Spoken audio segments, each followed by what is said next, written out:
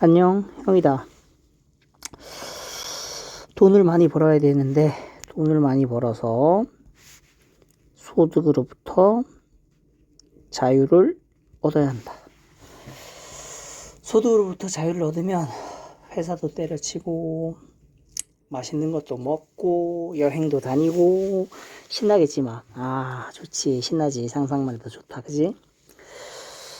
근데, 그러려면 어떻게 해야 되느냐? 돈에 대해서 배워야겠지. 우리는 지금 자본주의 사회에 살고 있으니까 돈이 뭔지 배워야지 우리가 소득으로부터 자유를 얻을 수 있다. 왜?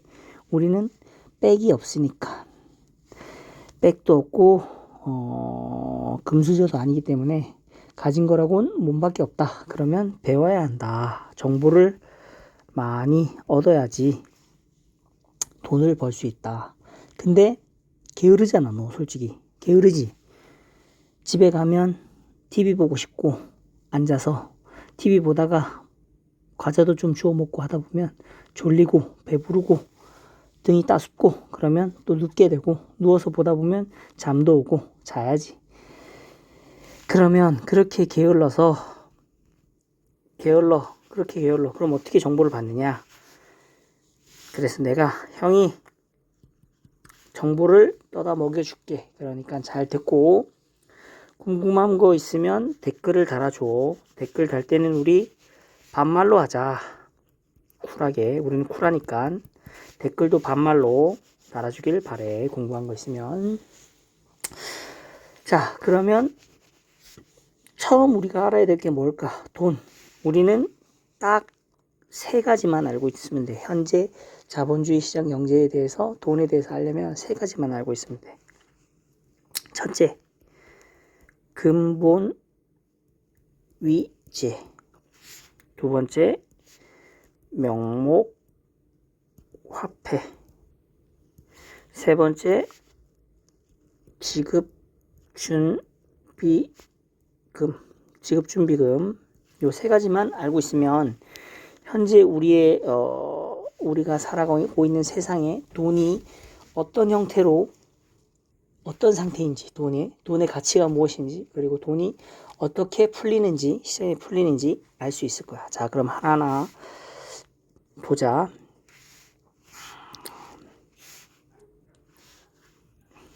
근본위제. 근본위제가 뭐냐? 근본위제란 여기 있지.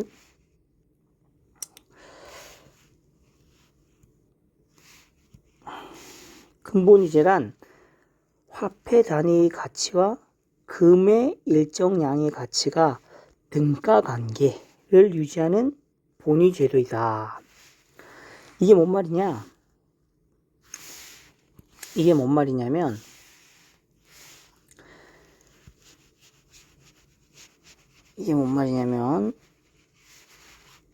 금이 100이 있다.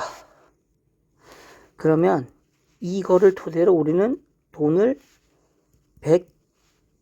100만큼만 찍을 수 있어. 금 100만큼만 찍을 수 있어. 즉 금이 없으면은 돈을 더 못 찍어. 이게 근본위 제도야. 금과 돈의 가치가 일치하는 거지. 자, 그런데 이 근본위제가 사라지게 돼. 왜 사라지게 되었냐? 자, 어떻게 사라지게 되냐? 여기 보면 제1차 세계대전으로 막대한 통화량이 필요해지자 각국은 금태환을 일시 정지하고, 금태환이라는 게 금과 화폐의 교환을 정지했다는 거지. 그래 증지하고 통화 증발에 나섰다. 이는 실물과 통화량을 연동시키던 근본위제에 대한 상당한 타격이었다. 게다가 1920년대 전후 복구 과정에서 근본위제로 복귀하던 와중 대공황 발발로 9파운드 중심의 근본위제는 결정적으로 무너져 버렸다. 현재는 뭐 미국 달러가 기축통화고 지만 그 전에는 영국의 이제 파운드가 이제 기축통화였지. 근본위제로 금과 파운드가 연결돼 있었지. 자, 그런데 이 근본위제가 왜 망했냐 하면, 자,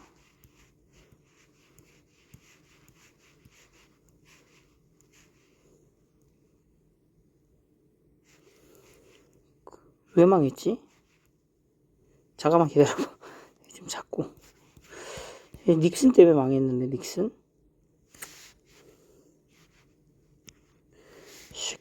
닉슨 대통령 때문에 망했거든, 근본위제가. 근본위제가 폐지됐어. 폐지된 게 여기 있어.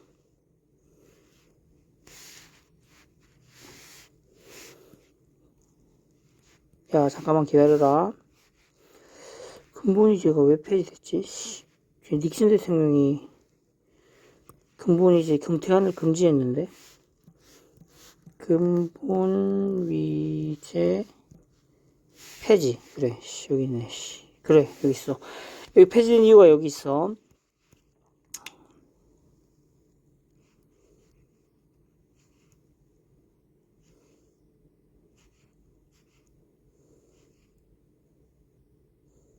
아씨, 찾기 귀찮네.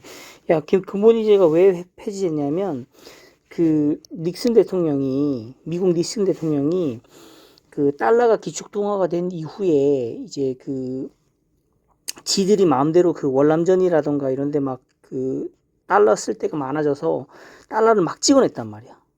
금이, 미국이 금을 100만 가지고 있음에도 불구하고, 월남전 월남전 이런 것 때문에 돈이 막대하게 필요하다 보니까, 대공황이라든가 이런 것 때문에 돈이 막대하게 필요하다 보니까 돈을 막 달러를 막 찍어냈단 말이야. 그러다 보니까 이 유럽 국가들이 달러를 많이 가지고 있었는데 미국을 못 믿게 된 거야. 그래서 미국 중앙은행에 가서 야, 내가 가지고 있는 달러를 금으로 바꿔줘라고 막 하다 보니까 금이 막 유출되기 시작하다 보니까 닉슨이 불안해서 뭐라고 얘기했냐면 야, 금이랑 달러랑 더 이상 바꿔주지 마. 이렇게 하면서 근본위제가 폐지된 거야. 달러랑 금이랑 엮여있던 그 사슬이 끊어져 버렸던 거지. 즉, 이 얘기는 뭐냐? 미국 맘대로 달러를 막 찍어내도 된다. 이 뜻이 된 거지.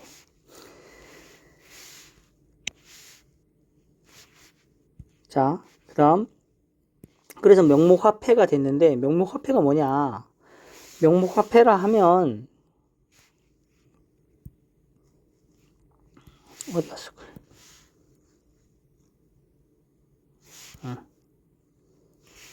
명목화폐.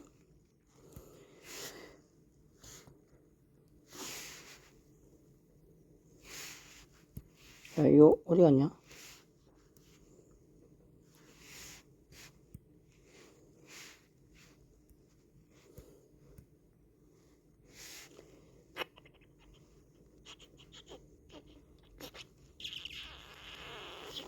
헷갈리네.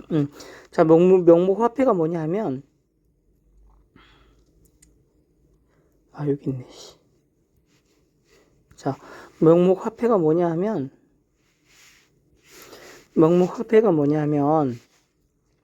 실질적 가치와 관계없이 표시되어 있는 가격으로 통용되는 지폐, 은행권 등과 같은 화폐. 이게 뭔 말이냐? 이게 뭔 말이냐면, 아까 근본위제가 폐지됐다 했지. 그러면 이 달러의 가치는 어디서 오는 건가? 그지? 정부에서 온다. 말 그대로 명목상의 돈이야. 피아트 커런시라고 하지. 피아트 커런시. 명목화폐.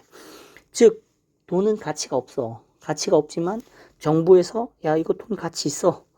라고 명목상으로 야, 100달러는 소고기 1인분이야. 라는 실제 가치가 없는 명목상의 가치를 가진다 해서 명목화폐가 된 거야. 근본위제가 폐지되면서. 근본위제는 돈은 금이랑 1대1로 연결이 됐는데 근본이자가 폐지가 되고 명목화폐가 됐는데 그게 정부에서 가치를 인정해주는 명목상의 화폐가 된 거지. 자, 그래서 명목화폐인 거고, 그리고 보자. 지급준비제도가 무엇이냐? 지급준비제도는 시중은행 등의 금융기관이 지급준비금으로 불리는 일정량의 현금 또는 그에 준하는 자산을 중앙은행에 예치하는 것을 말한다. 이게 뭐냐면, 이게 무슨 말이냐?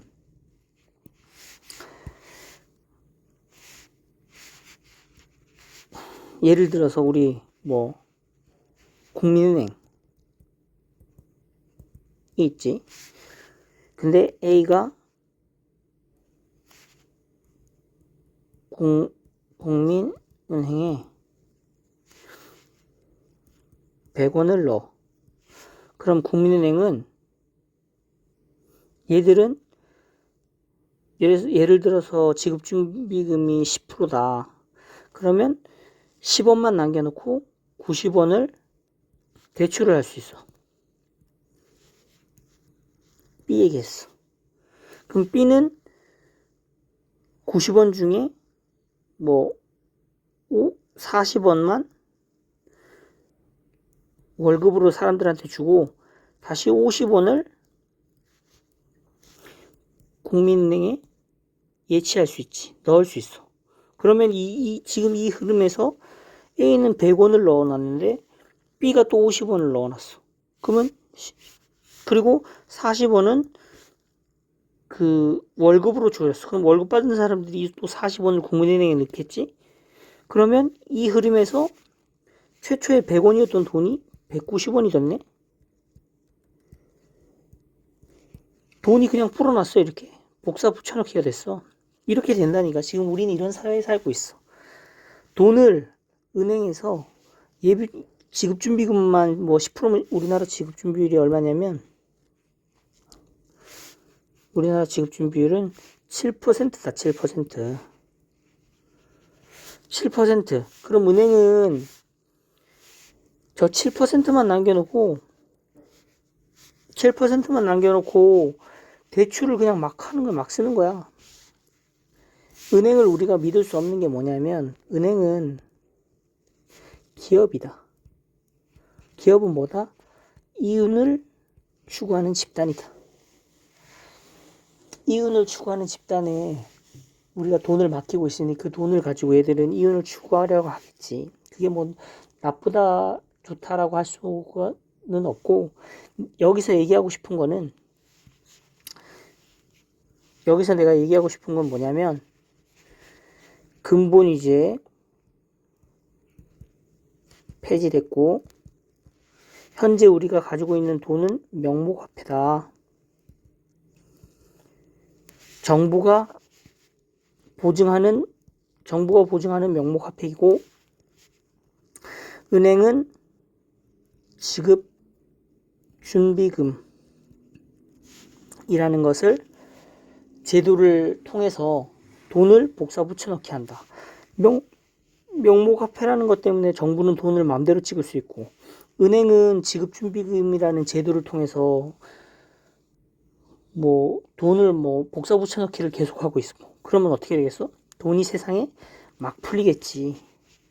그래서 현재 어떻다? 개판이라는 거지.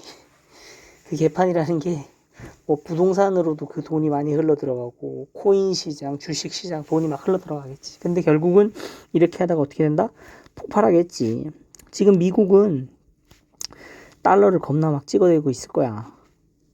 그리고 은행들은 그 달러를 통해서 자기들이 원하는 상품을 많이 만들어서 팔지. 왜? 이윤 때문에. 그래서 발생된 문제점이 뭐였다? 2000 여러 가지 문제가 있었어.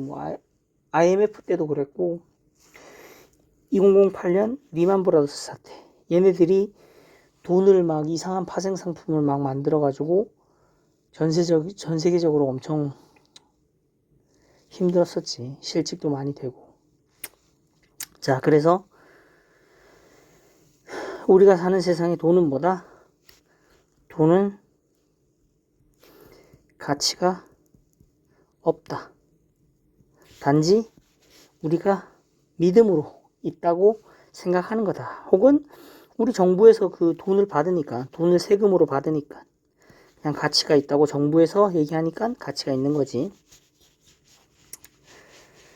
자, 우리는 이런 세계에 살고 있는데, 그래서 그런 세계에 불만을 품은 누군가 혹은 집단인가 개인인가 잘 모르겠고 아직도 밝혀진 건 없지만 사토시 나카모토라는 사람이 비트코인을 개발하지.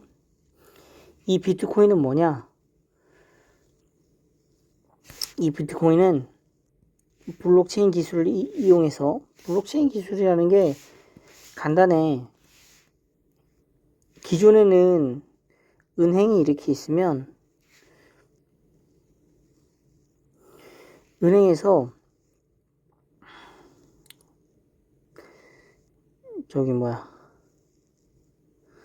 은행에서 원장이라고 있어. 원장.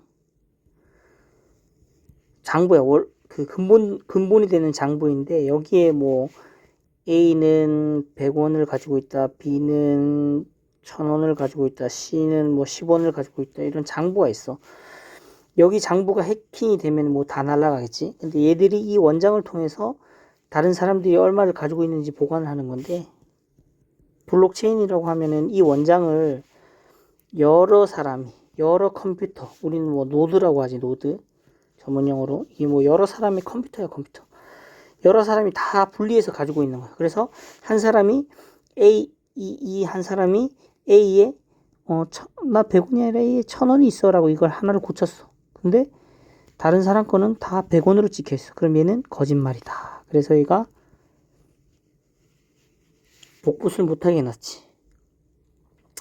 즉 은행이라는 중개자 없이도 우리가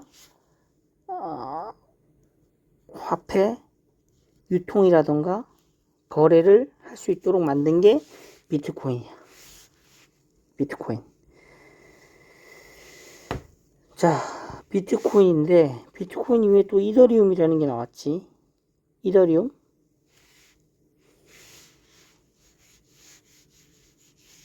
이더리움은 뭐냐? 아, 이거 지우는 거 너무 귀찮은데? 이거 하지 말고 끄고 여기서 그냥 써버리자.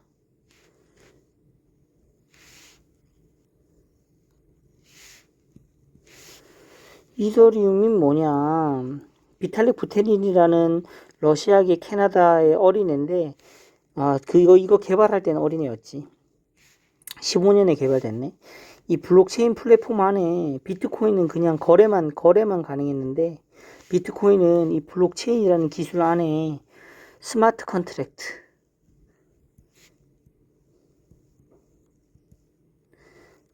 컨트랙트라는 기능을 넣었어. 이 스마트 컨트랙트라는 기능을 통해서 우리가 여러 가지 일을 할 수 그 화폐 거래 기능 위에 더 여러 가지 일을 할 수 있게 되는 거야. 뭐 이더리움을 통해서 뭐 NFT라든가 뭐 이런 여러 가지 뭐 디파이라든가 여러 가지 그 기술들이 나오고 있지. 이거는 나중에 더 상세하게 알려줄게.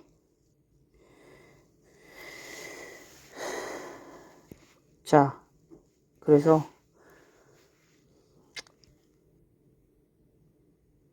오늘 얘기하려던 말의 요점은 뭐냐?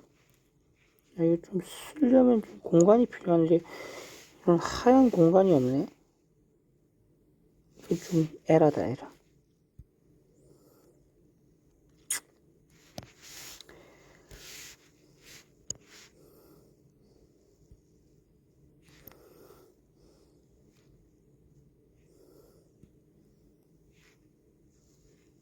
응?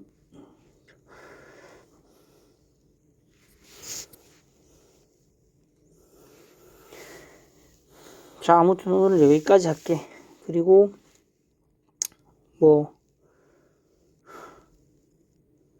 다음에 봐. 수고하고. 자, 항상 게으르고 철없는 어린이 같은 어른이 되자. 즉, 게으르고 철없는 어린이 같은 어른, 게으른이가 되자. 항상 게으르고 철이 없자. 자, 수고하고.